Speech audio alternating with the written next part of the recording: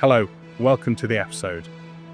Behind me, you can see the former headquarters of Factory Records in Manchester.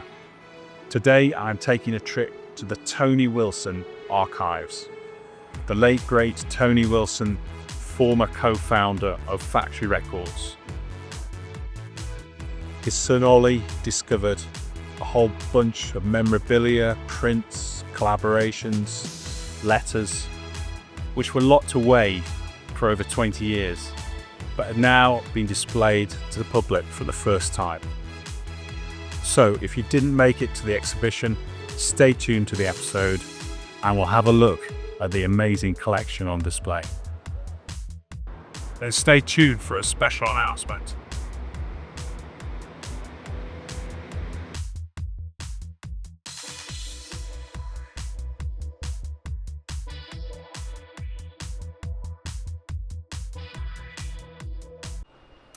Well, I've made it to the Smolensky Gallery in central Manchester, and this is an independent gallery specialising in contemporary art, and at the moment it's hosting the Tony Wilson archives. Unfortunately, this will have finished by the time you watch this, but I brought the 4Tracks good cameras along, so let's have a look.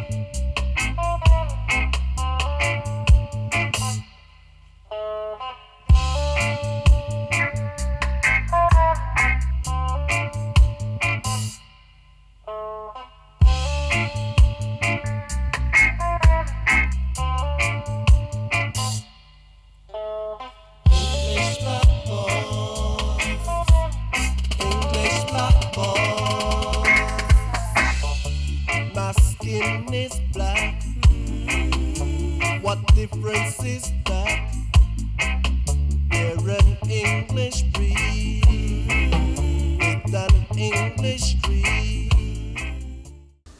Hi, so I really enjoyed the exhibition, especially the centrepiece, which was made up of all sorts of artefacts, letters, notebooks, photographs and mementos, but there were a couple of pieces at the exhibition that caught my eye.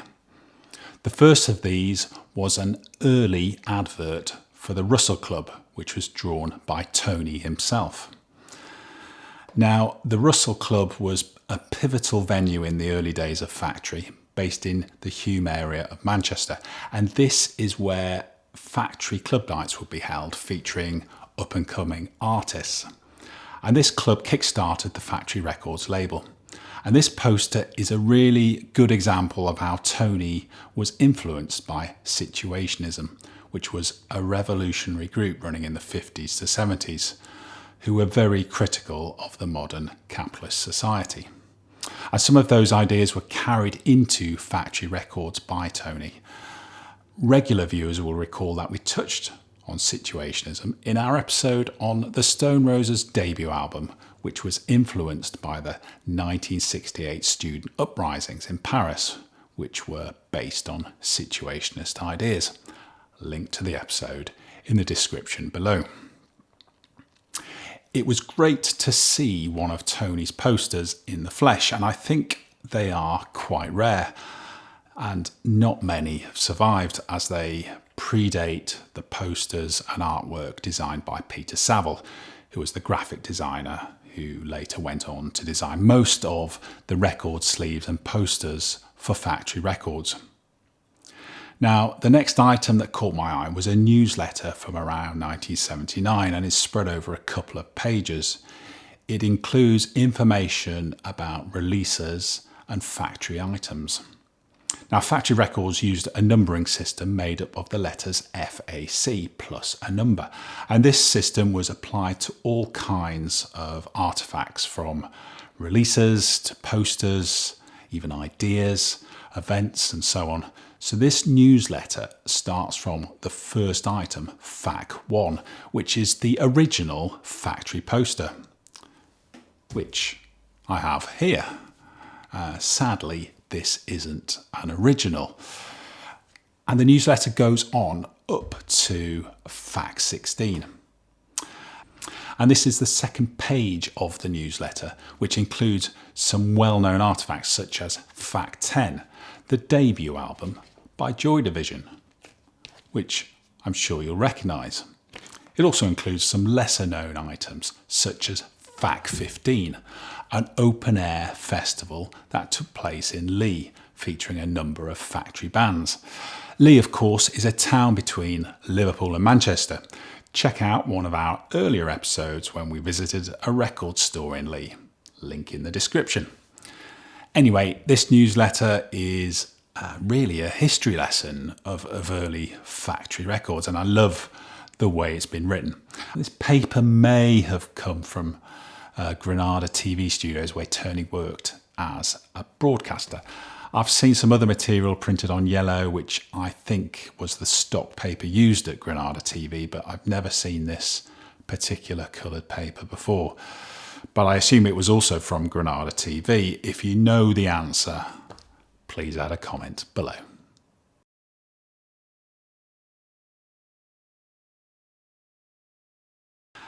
And now for our announcement.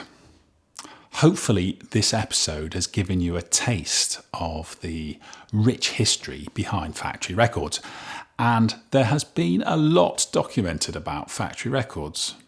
Books, more books, films, documentaries, you name it. However, a lot of the focus has been on the popular bands like Joy Division, Happy Mondays, and Tony Wilson himself. There were lots of other people and bands involved in factory records, and this is what we want to cover on this channel. We plan to look at the parts of factory records that others haven't.